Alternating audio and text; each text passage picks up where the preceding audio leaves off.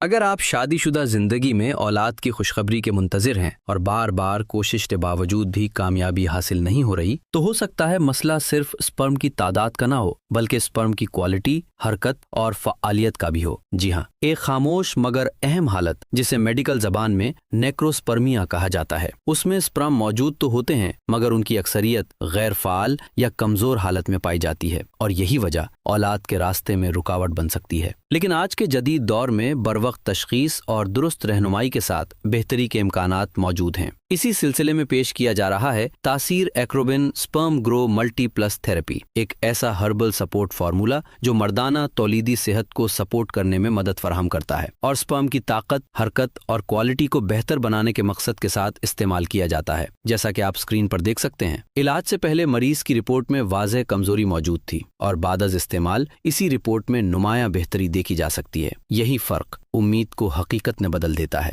لیکن یاد رکھیں، ہر مریض کی حالت مختلف ہوتی ہے، اس لیے درست تشخیص اور ماہر معالج کی رہنمائی ہمیشہ ضروری ہے، کیونکہ اولاد صرف ایک خواہش نہیں بلکہ زندگی کی مکمل خوشی ہے۔